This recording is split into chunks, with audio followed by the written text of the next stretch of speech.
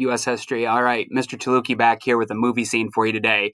This one is going to be unlike any of the war scenes that I've shown you up to this point in the year. Now, remember, the Vietnam War becomes more controversial than previous American wars, like the Korean War or either the World Wars.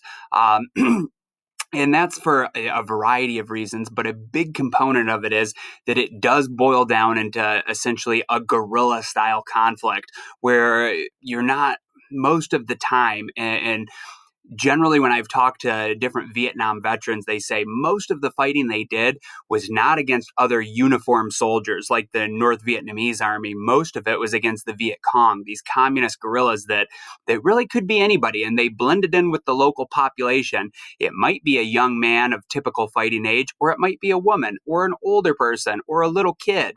That became very, very frustrating because, on the one hand, you're trying to protect the people of South Vietnam from communism, a pretty lofty goal. You're practicing that U.S. policy of containment, and you're doing your patriotic duty. On the other hand, the enemy looks just like the people you're trying to protect, and it becomes almost impossible to determine who is VC and who is just a standard civilian. Now, earlier this week, we read an account of the My Lai massacre.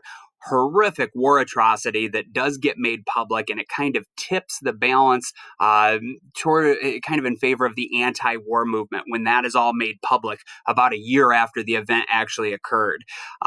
Things like that definitely contributed to making this war more controversial and unpopular with the American people.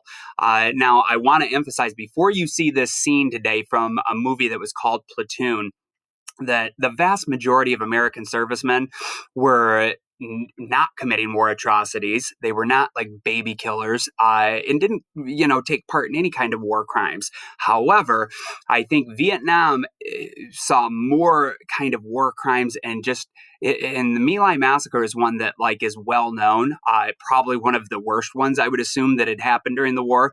But that kind of thing happens, I think, semi-frequently on a much smaller scale. Now, that being said, I would still say the vast majority of Vietnam veterans, from my knowledge, did not take part or commit any crimes like you're going to see in this movie scene, or like what you read about in the My Lai massacre text excerpt that I provided.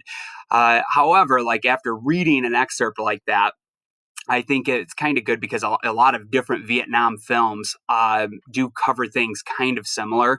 Now, in the movie Platoon, it is a fictionalized story. It's not based on any actual events. They don't use the names of real soldiers, but I think it is set in a kind of accurate historical context. However, I also want to say that most of the Vietnam movies I've seen, and this is very different from the World War II films, most Vietnam movies are kind of darker and more cynical. Now, there are exceptions to that too. So if you're interested in the Vietnam War and you want to watch another movie that isn't so dark and cynical, I would highly recommend a film called We Were Soldiers. Now, that one takes place early on in the war in 1965, when things are just starting to heat up. In conversations I had with that group of Vietnam veterans that came in, that was one of the movies that they pointed out to me, that they said they felt like that one was pretty accurate and really got it, correct as to what the war was like in the early years. But most of the Vietnam movies that are out there usually are taking place from 1968 or later, and the war ends officially in 1975.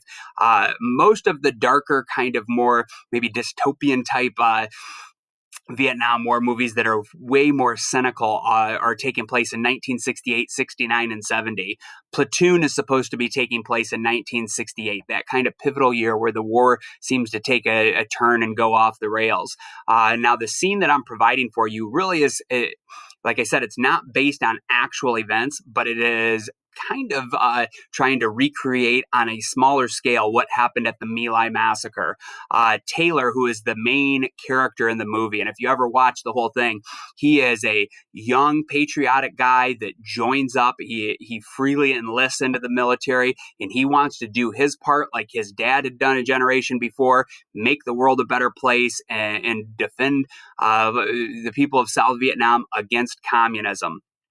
he goes in very idealistic and, with high hopes and kind of lofty ideals. And if you ever watch the whole movie, you'll see as events just kind of unfold. And this is kind of the scene I included as a pivotal point in the movie.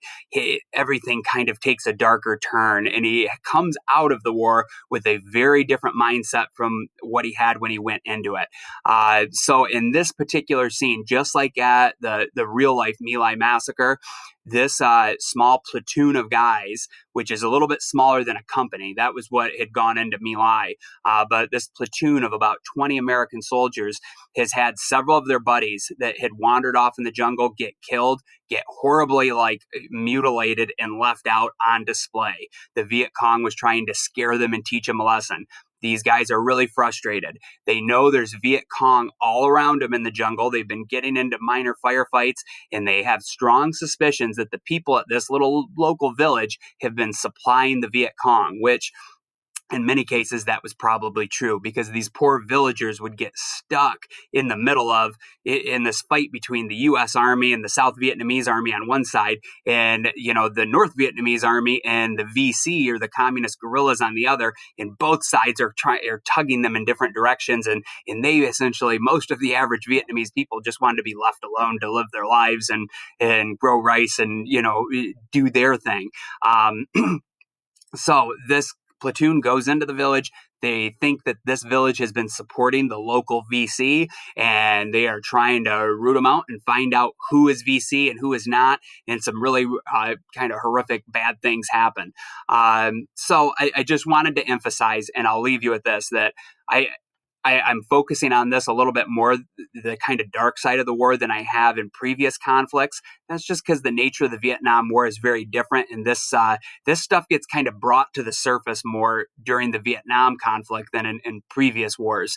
And I want to emphasize again that the vast majority of American soldiers never took part in anything like this. So if you know a Vietnam veteran, I hope the way I've covered the war in class doesn't make you think any less of them. My dad's a Vietnam veteran. He didn't see any combat, and he enlisted of his own free will and served in the Navy and was out on a boat through most of it.